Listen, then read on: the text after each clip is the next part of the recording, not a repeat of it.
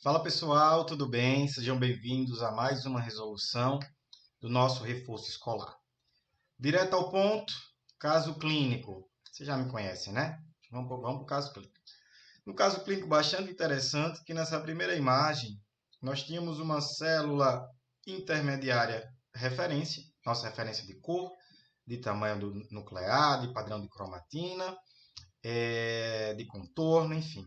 E a gente encontra esses núcleos, ó, que são 3 vezes maiores que o núcleo de uma célula intermediária normal. Isso já abre uma hipótese de quê? De uma lesão intraepitelial escamosa de baixo grau. Por quê, Valdieri? Porque são células maduras. Olha que citoplasma fininho essas células possuem. Citoplasma poligonal. Lógico, aqui você está vendo um grupamento de células todas juntinhas, né? Não está bem espaçadas. Mais um baixo grau aí e o alerta está ligado.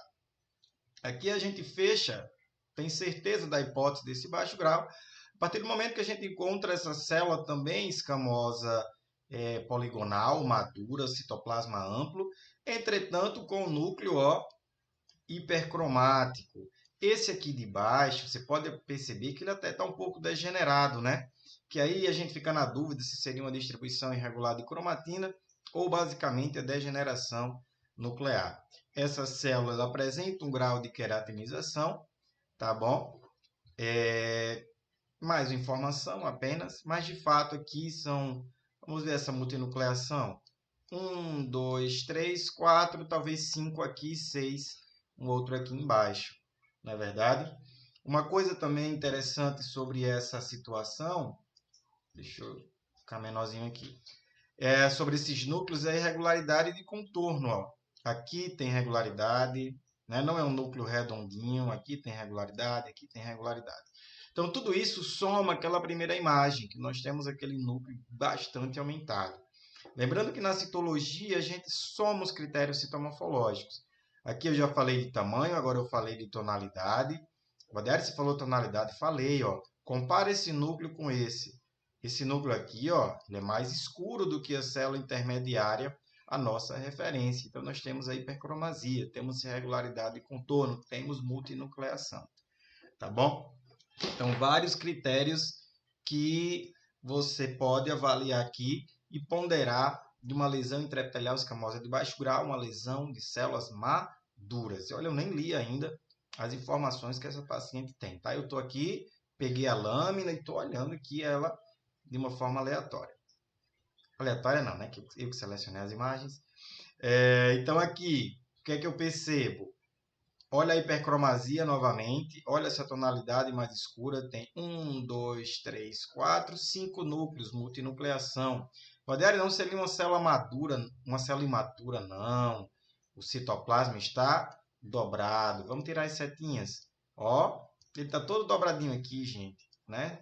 Essa célula, assim como essa aqui de cima, ó, ela vem aqui, tá? Mas ela tem uma dobra por aqui, ó. Tá vendo? Então, acontece demais estas dobras nas células escamosas. Temos uma paciente de 50 anos que fez uma esterectomia total abdominal aos 40, né? Ela tem 50 anos e 10 anos atrás ela fez uma esterectomia total abdominal e ela chega com a informação de um passado de um ascus. Né? É uma citologia em base líquida que vocês já tinham percebido a partir mesmo das fotos, tá bom? Aqui percebemos mais células atípicas, ou seja, temos quantitativamente células suficientes e temos qualitativamente critérios citomorfológicos suficientes. Padrão, minha referência na lâmina, células intermediárias. Olho para essas aqui, ó, tá um pouquinho mais hipercromático, me parece que isso aqui é uma binucleação, ó. Para cá tem um núcleo, para cá outro núcleo, tá bom? O que mais, Valdieri? Percebo também aqui, se eu micrometrasse, eu perceberia que esse núcleo estavam bastante irregulares em multinucleação nesse grupo de células que aqui se apresentava. Então, helicil bem característico. Percebemos aqui, ó, algumas escamas córneas, né, de uma hiperceratose, que é um processo benigno, tá? Aqui se encontra, mas quantidade bem pequena, levando em conta as células que aqui se encontram, né? Olha, e essa aqui era o que eu queria que vocês tivessem todo cuidado na interpretação. O que é que eu estou vendo aqui, ó? Aqui eu estou vendo uma... Deixa eu delinear e a gente vai ver junto. Aqui eu vejo o núcleo. E dentro desse núcleo tem uma inclusão. Então, isso aqui é uma inclusão herpética. Olha a quantidade de núcleos aqui nessa multinucleação. Estávamos diante também, além da lesão intraepitelial escamosa de baixo grau, essa paciente também está com infecção pelo herpes vírus, né? Nós estamos vendo o efeito citopático por esse vírus. O que é que a gente vê aqui? Binucleação e mais facilmente essa inclusão herpética. Só que se a gente pudesse trabalhar o zoom nessa imagem, vocês estivessem com ela em mãos, né, essa lâmina, vocês conseguiriam ver facilmente o vidro fosco que aqui se encontra, ó, que está um pouquinho mais fácil de ver. Então, eu sempre gosto de falar, pensou em herpes, a gente vai pensar nos 3 M's. Multinucleação, modagem nuclear, marginação da cromatina. A marginação da cromatina faz a membrana nuclear ficar mais espessada, o centro com ausência de cromatina, deixando o aspecto em vidro fosco. Tá bom? Então, bem legal, por quê? Porque era um grupo bem grande de células, ó. Olha que bonito, né? Então, percebam, uma paciente de 50 anos que ela está infectada diante da citologia pelo HPV, a partir do baixo grau, e pelo herpes vírus, que aqui se encontra. Ambos pelo efeito citopático que esses vírus promovem. Um vírus, que é o herpes vírus, você vai encaixar ele na microbiota, né? Nos organismos presentes para essa paciente. E o HPV, a gente não cita o HPV. A gente coloca melhor na conclusão e não na microbiota, que você pode querer relatar ou não. Um helicil, se houver coilócito com efeito citopático do HPV, não havendo coilócito, não precisa citar. Eu, comumente, pode ter coilócito, pode não ter coilócito. Eu, comumente, não acabo nem escrevendo a presença deste no laudo, tá? Só coloco o helicil mesmo. Aqui mais uma inclusão mesmo, ó. Mais uma inclusão herpética. Tá bom? Então vamos à hipótese diagnóstica. Vou trazer para cá, ó, para a gente dar uma olhadinha. 32 respostas. 2 pessoas colocaram citologia convencional mesmo, estando escrito que era meio líquido. Tá bom? Satisfatório para avaliação, perfeitamente. Vou só aumentar aqui o tamanho da letra. Aí desce um pouco. Cadê você? Para cá. Componente endocervical, zona de transformação ausente. Não haviam células nem metaplásticas, nem endocervicais.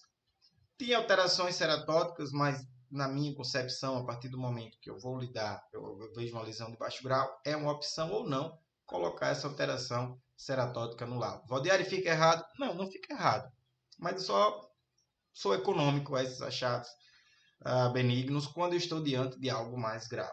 Tá? E, por exemplo, tem um processo inflamatório, mas eu já estou colocando herpes, que pode desencadear esse processo inflamatório. Né?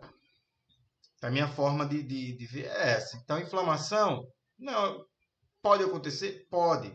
Mas eu não relataria no laudo. Eu focaria mesmo na lesão pré-neoplásica. Tá?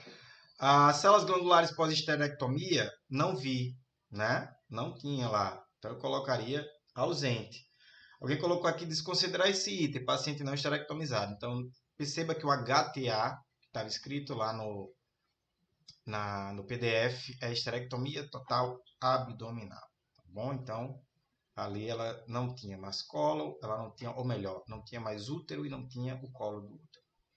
Achados não neoplásicos, micro-organismos, herpes vírus, cadê, ó?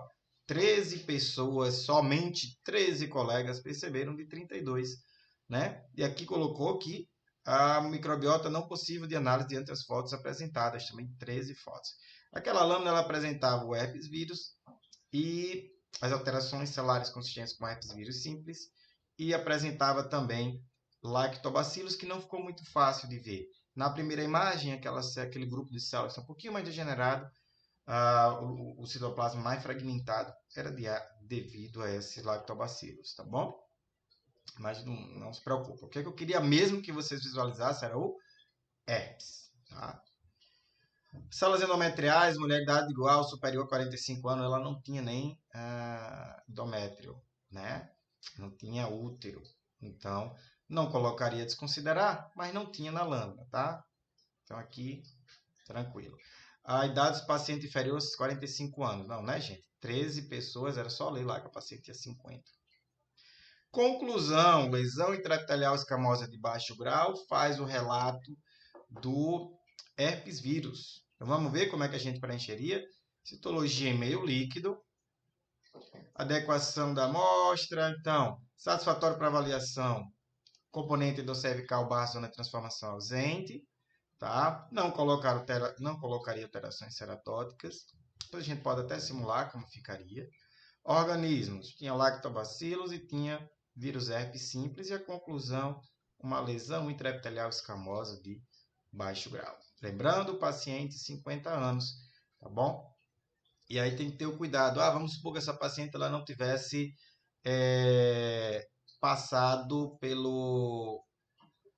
por um processo, cadê? Lá, por uma estrogenização tópica que ela tinha, esqueci até de descrever. Às vezes, por não passar por um estrogênio tópico, você pode encontrar essas células atípicas sem o amadurecimento necessário. E aí pode confundir a gente achar ali que poderia ter uma lesão até de alto grau. Então, essa estrogenização, ela ajuda muito nessa tipificação do grau da lesão pré-neoplásica que se encontra, né? Então, muitas vezes a gente lida com situações de pacientes esterectomizadas, que quando a gente pede para repetir, de pacientes com atipias, de novo, de lâminas atróficas, atípicas, que você pede para fazer uma estrogenização, e aquilo que você estava pensando do ASCH, do HCIB, na verdade você percebe que era uma lesão intraepitelial escamosa de baixo grau, mas a célula não tinha ainda amadurecido o suficiente para ter um maior volume citoplasmático, tá certo? Então aqui, ó o detalhe importante, material analisado, Valdieri, vaginal, tá bom? Aqui na conclusão, eu vou colocar a lesão intraepitelial escamosa de baixo grau do mesmo jeito que é uma célula do colo uterino, porque também é escamoso. Perceba, eu só mudei o material analisado, tá? Eu não vou colocar aqui uma neoplasia vaginal e vai tipificar em tipo 1, 2, vem, tá? Não, né? Aqui é citologia, não é biópsia. Tá bom? Então, facilmente, olha só que laudo conciso, que laudo direto, facilmente interpretado, faz o acompanhamento no baixo grau, sabe que a paciente tem herpes, o material vaginal correspondente à paciente que já passou por esterectomia. Professor, eu encontrei muita hiperceratose, eu gostaria de relatar, tá? E essa hiperceratose até, gente, se for acontece muito, paciente que faz a estrogenização tópica, né? Pode acontecer o quê? Essas pomadinhas à base de estrogênios, numa certa concentração, faz com que gere essa hipermaturação. Mas, professor, eu queria colocar, encontrei muita alteração ceratótica. Então, você marca aqui, ó. Vamos salvar. Vamos ver como é que ficou o laudo. E aqui ficou, ó.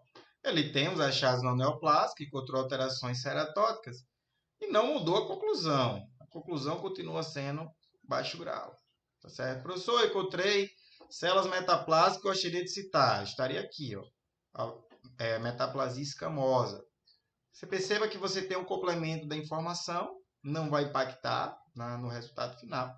E a médica vai seguir lá com o acompanhamento. Tá bom? Era isso que eu tinha para falar com vocês. Espero que tenham gostado e a gente se vê no próximo vídeo. Tchau, tchau.